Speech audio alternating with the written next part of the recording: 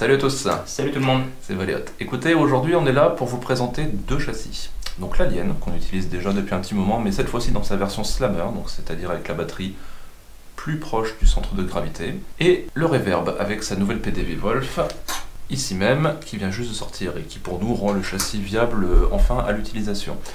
Comme vous le savez certainement, sur le châssis Alien, on avait jusqu'à présent une PDV Steel qui permettait de faciliter sérieusement à la fois le branchement des ESC et le branchement du VTX, de la caméra et ainsi de suite.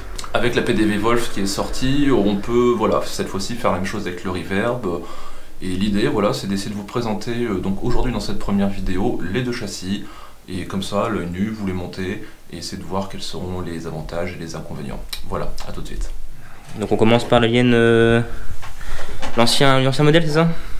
Ouais, on commence par l'Alien. Donc l'Alien, bon, tout le monde le connaît un petit peu, c'est le châssis qu'utilise Mr. Steel, pardon, ainsi que pas mal de youtubeurs connus dans le freestyle. Ce châssis, jusqu'à présent, nous on l'utilise aussi, couplé à une PDV Steel, qui facilite, comme je l'ai dit juste avant, très nettement le montage, surtout qu'on a des ESC sur les bras. Donc l'idée de ce châssis-là, c'est qu'il est vraiment extrêmement simple. On a la bottom plate, on a la top plate, on a les quatre bras qui sont pareil d'une simplicité déconcertante. Cette fois-ci, dans sa version Slammer, on a des petites pièces qui sont nettement plus basses que celles d'origine. Et on a les petits poteaux qui vont bien avec. Voilà.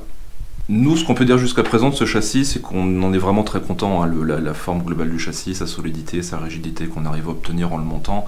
On ne l'a pas retrouvé chez d'autres marques, chez d'autres châssis, et c'est aussi pour ça qu'on l'utilise jusqu'à présent. Il y a aussi un point positif qui est très bien, c'est qu'il y a de très nombreuses pièces 3D disponibles pour ce châssis-là. Je vous les montrerai dans une prochaine vidéo, mais grosso modo on peut vraiment barder le châssis de pièces 3D pour faciliter le montage et surtout pour le protéger lors des crashs. Donc le Reverb. Donc c'est un châssis qui est vraiment nouveau pour nous. On ne l'a jamais utilisé parce que jusqu'à présent on n'avait pas de PDB adapté pour monter les 4 ESC sur les bras et pour faciliter le branchement vidéo. Cette PDB là me plaît bien. Elle me plaît bien, pourquoi? Parce que déjà rien qu'à la main je sens qu'elle est plus légère. On vous pèsera après les pièces pour essayer de faire une petite comparaison comme ça à froid avant le montage. Deuxième truc qui me plaît bien sur le Reverb, c'est la visserie. Et pourquoi?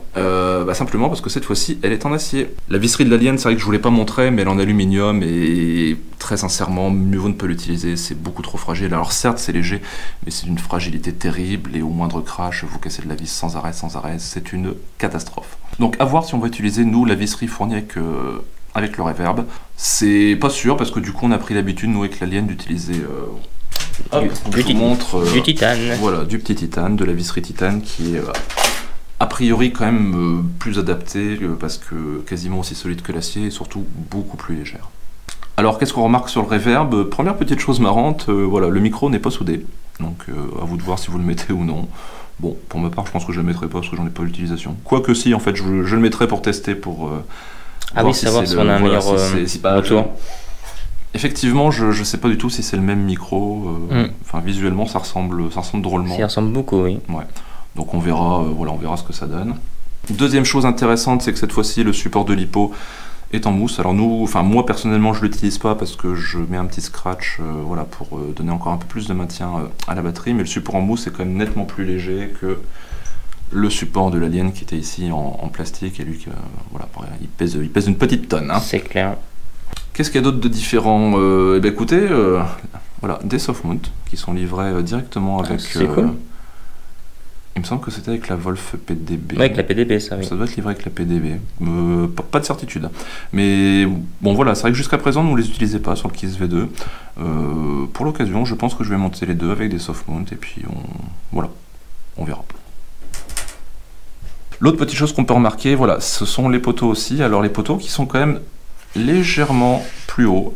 Alors les poteaux de l'Alien, ils sont tous sensiblement de la même taille, comme vous pouvez le voir, tandis que les poteaux du Reverb, il y en a des grands, il y en a des plus petits. Ah oui, il y en a des plus petits, des plus grands. Tout simplement parce que le Reverb, la bottom plate est constituée de 2 pièces. Alors, ça peut être un avantage, je ne sais pas s'il y a des inconvénients, mais ça on le verra au montage. Le seul avantage moi que je vois par exemple, c'est que quand on casse la bottom plate à l'avant, ça évite de devoir tout changer, comme sur l'Alien, ou si jamais c'est un seul bloc. Si vous cassez cette pièce là, c'est foutu, tout est à changer, et du coup vous devez tout démonter, c'est une sacrée galère.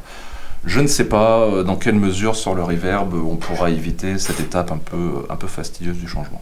On est d'accord, il y a une avant, enfin un avant et un arrière. Tout à fait. Voilà. Elle se met comme ça, en sandwich. D'accord. On sandwich les bras.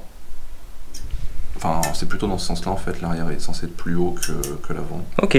Voilà. Et du coup, à l'arrière, il y a un petit peu moins d'espace et on va gagner. Mais on le voit, hein. L'arrière est plus fin que l'avant aussi. Voilà, l'arrière est aussi plus fin que l'avant. Le carbone est plus fin, donc on va gagner aussi un petit peu en poids. Ok. Je vais vous parler un petit peu de la qualité du carbone avant de passer à la pesée. Elle me semble sensiblement équivalente entre le Reverb et l'Alien. J'avais entendu des commentaires comme quoi le carbone du Reverb était de moins bonne qualité. Bon, à voir l'utilisation, si ça casse plus ou si ça casse moins. On passe maintenant à la pesée. Donc, 4 bras d'Alien, combien ça pèse? Ça pèse 55 grammes. 4 bras de Reverb, ça pèse combien? Ça pèse 51 grammes. Alors à savoir que sur le Reverb, vous avez ces petits trous là, hop, ici et ici, qui en fait sont là pour gagner un petit peu de poids. Donc effectivement, là déjà on gagne 4 grammes. C'est un bon point. C'est bon à savoir. Ensuite, la bottom plate sur l'Alien, 17 grammes. Tandis que la bottom plate du Reverb, ah là on a 10 grammes de plus. Effectivement on a 2 pièces, hein, donc tout de suite, voilà, tout de suite là on prend un petit coup dans l'aile, comme qui dirait. Ok, très bien. Les top plates, à mon avis, ça devrait être sensiblement équivalent. Donc celle de l'Alien, on est à 9 grammes, grosso modo. Tandis que celle du Reverb, on est à 9 grammes aussi. Voilà. Ok. Les PDB. Alors, comme je vous ai dit, les deux PDB, vous le voyez immédiatement. Ah oui, la vache. Il y en a une qui est quand même voilà, beaucoup plus petite. Voilà, beaucoup plus petite. Donc, à mon avis, ça va se ressentir au niveau du poids. On essaye. Donc, la PDB Steel pour l'Alien qui nous fait 14,50 g. Tandis que la PDB... Ah oui, la PDB Wolf fait 4 grammes de moins, effectivement. Ok. Donc ça, c'est un détail qui est non négligeable. Donc du coup, je pense que les châssis doivent être sensiblement équivalents. En termes de poids, du coup, oui. Ouais. Les mousses. Les petites mousses. La mousse de l'Alien, enfin le bout de ah vache, plastique putain, de l'Alien. ça fait 7 grammes. Eh oui, quasiment. 7 grammes, ouais, c'est une catastrophe. Tandis que la mousse, à mon avis, voilà. Oh la vache. 2 grammes, donc c'est encore 5 grammes de gagné. Donc effectivement, voilà, tous ces éléments-là associés, moi je pense... Vous savez quoi, on va faire une pesée tout de suite. On va vérifier ça par nous-mêmes. Donc cette fois-ci, je prends la grosse balance. Allez, on prend toutes les pièces de l'Alien et on met ça sur la balance. C'est parti. PDB. Allez, avec les poteaux, parce que... Oui, il y a les poteaux. Allez, on pêche jusqu'au bout. Pour la visserie, on verra ça plus tard. Donc on arrive à 105 grammes. 105 grammes. Donc là, okay. on est d'accord, c'est pour le... Donc ça c'est l'Alien. Hein. L'Alien, ok. Ouais, tout à fait. Alors ensuite, hop, on met l'Alien à sa place. Donc le Reverb cette fois-ci. Ils sont plus gros sur le Reverb. Oh putain, on va être plus gros mec. Eh ouais, donc le Reverb est plus lourd, hein, vraisemblablement. Tout du moins pour le châssis, quoi. Tout du moins pour le châssis. Alors après, j'ai pas compté les mousses, effectivement. Donc les petites mousses sont restées de côté. Oula, ça dépend si vous utilisez les mousses ou pas, mais moi... Ah bah oui, il y a 5 grammes de différence entre chaque mousse. Ouais, donc moi, vu que je vais pas les utiliser, les mousses, voilà, vraisemblablement, on a 7 grammes de plus sur le Reverb. Écoutez, de toute façon, on refera une pesée une fois que les châssis seront montés avec la visserie. Ok. Donc on va vous faire un petit point visserie et surtout au niveau du poids. Donc comme moi je vous disais, on utilise beaucoup de vis titane. Elles ont sensiblement la même solidité que les vis en acier. À titre personnel, j'ai jamais cassé de vis en titane. Donc j'estime qu'elles sont voilà, assez solides pour leur utilisation sur un drone, mais elles sont surtout beaucoup plus légères. Donc là ce que j'ai fait, c'est tout simple, hein, c'est que voilà, on va prendre les vis du Reverb. On va les peser. Donc là, il y a 5 vis de 12 et 4 vis de 10, si je ne m'abuse. Là, il doit y avoir 2 vis de 15, 2 vis de 8 et le reste en 6 mm.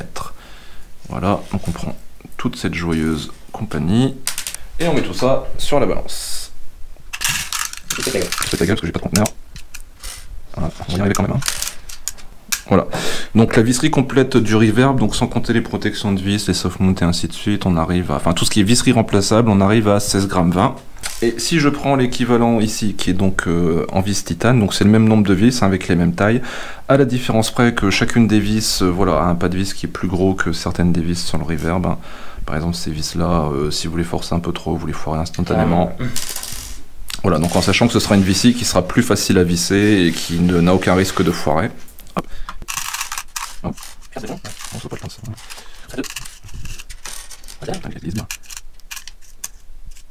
Voilà. Voilà, donc à visserie égale, hein, donc vraiment le même nombre de vis, les mêmes tailles, mais des vis qui seront plus solides, donc avec des grosses têtes, hein, elles ont toutes des grosses têtes. On arrive à 12 grammes au lieu de 16,50, je crois que c'était ça. 50. Donc ce qui nous fait une économie de 4 grammes 50, bah une économie facile, hein, parce qu'elles ont la même résistance, elles seront plus faciles à maintenir dans le temps, plus faciles à visser et à dévisser, sans risque de foirage. On prend. Voilà, Chez on Valéot, prend. on prend. Chez Valéot, 5 grammes de gagné, bon on prend. Hein. Bon après c'est un petit coup aussi, hein, on vous cache pas que chaque vis vaut environ 1 euro. Tandis que voilà, les vis en acier par contre elles ne coûtent rien quoi. Elles sont livrées avec le packaging en plus, donc pour le coup on les paye quoi qu'il arrive. Mhm. Voilà.